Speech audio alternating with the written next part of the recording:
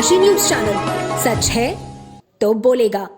जिले में तापमान गिरने और शीतलहर का असर बढ़ने के बाद कबीरचौरा मंडलीय चिकित्सालय ने सभी आवश्यक इंतजाम किए हैं। मरीजों को ठंड से बचाने के लिए सभी वार्डों में ब्लोअर लगवाए गए हैं और कंबल दिए गए हैं। इसके अलावा यदि किसी मरीज की स्थिति गंभीर होती है तो उन्हें एसडीयू हाई डिपेंडेंसी यूनिट में शिफ्ट किया जा रहा है। वाराणसी के कबीरचौरा अस्पताल के एमएस डॉक्टर मुकुंद श्रीवास्तव ने बताया कि अस्पताल प्रशासन शासन की गाइडलाइन के अनुसार पूरी तरह से काम कर रहा है। उन्होंने कहा, सर्दी बढ़ने के कारण ओपीडी में मरीजों की संख्या में गिरावट आई है। अब तक मरीजों की संख्या 2400 से घटकर 1200 तक पहुंच गई है। कबीरचौरा अस्पताल के इमरजेंसी वार्डों में ब्लोअर की व्यवस्था की गई है और नर्सिंग स्टाफ के लिए हीटर का भी प्रबंध किया गया है। इमरजेंसी वार्ड में भर्ती एक महिला मरीज की तीमारदार ने बताया, हम 3 दिन से यहाँ भर्ती हैं और ब्लोअर की व्यवस्था बहुत मददगार रही है। जनरल वार्ड में भी 2 ब्लोअर लगाए गए हैं, जिनका इस्तेमाल मरीजों को ठंड से राहत देने के लिए किया जा रहा है। डॉक्टर मुकुंद जी श्रीवास्तव ने बताया कि सर्दी के मौसम में सांस लेने में दिक्कतों का सामना करने वाले मरीजों की संख्या बढ़ जाती है। ऐसे मरीजों को इमरजेंसी में एडमिट किया जा सकता है और यदि स्थिति बिगड़ती है तो उन्हें एसडीयू में बेहतर इलाज के लिए शिफ्ट किया जाएगा। सांस में तकलीफ का सामना कर रहे मरीजों को हम एसडीयू में शिफ्ट कर इलाज कर रहे हैं। सभी चीजें एक्टिव हैं और मरीजों की मदद के लिए अस्पताल पूरी तरह तैयार है। ऐसे मौसम में ठंड में ज़्यादातर लोगों को सांस लेने में दिक्कत होने लगती है। इसके लिए इमरजेंसी में सारी व्यवस्था की गई है। उसके अलावा कोल्ड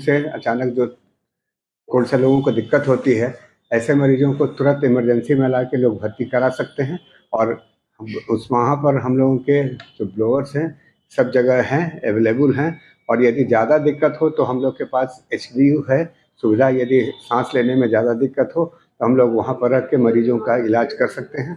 और फिलहाल हम लोग ये सारी चीज़ें एक्टिव हैं और हम लोग उसकी लगातार मॉनिटरिंग कर भी रहे हैं और ये सारी चीज़ें व्यवस्थित चल रही हैं और अभी तक तो कोई दिक्कत नहीं है। आगे भी यदि वैसे ज़रूरत पड़ी तो हम लोग अपनी सुविधाएं बढ़ाएंगे, लेकिन लोगों को दिक्कत जहाँ तक हो सके अपनी व्यवस्था कर रखेंगे। अब सब बात करें, अब जाड़े का सीजन है तो क्या ऐसे में क्या जो फूड मिलता है मरीजों को उसमें भी कुछ चेंजिंग की गई है जाड़े को लेकर देखते हुए?